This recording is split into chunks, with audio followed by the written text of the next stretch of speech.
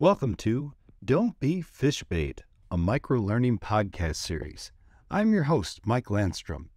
Each episode of this series will address a different topic related to cybersecurity and is intended to help you learn how to safely and securely navigate the modern digital landscape. In this episode, we're going to talk about password security.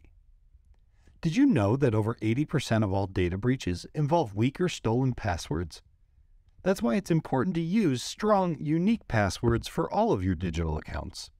Here are 3 tips to help you create strong passwords. Tip 1. Use a mix of uppercase and lowercase letters, numbers, and symbols in your password. This makes it harder for hackers to guess your password, and is also why many companies have begun to require users to use them in the creation of their account passwords. Tip 2. Use a passphrase instead of a password. A passphrase is a sentence that's easy to remember, but hard for others to guess. For example, "My cat's name is Mittens" is a good passphrase. Passphrases are useful because longer passwords are more secure and the phrase makes a rather lengthy password easier to remember. Tip 3. Use a different password for each account. This way, if one of your passwords is compromised, your other accounts will still be secure.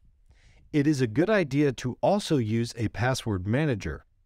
I myself use 1Password. Because of this password manager, I only have to remember a single passphrase, and I have instant access to all of my account passwords, and each of them is different. It saves me from having to remember all of the passwords for the dozens of accounts I have with different companies. Remember, your password is the first line of defense against cyber attacks. So take the time to create strong, unique passwords for all of your accounts, and if your password ever is compromised, be sure that you change your password immediately. This concludes episode 1 about password security. Tune into the next episode to learn about phishing scams and how to avoid them.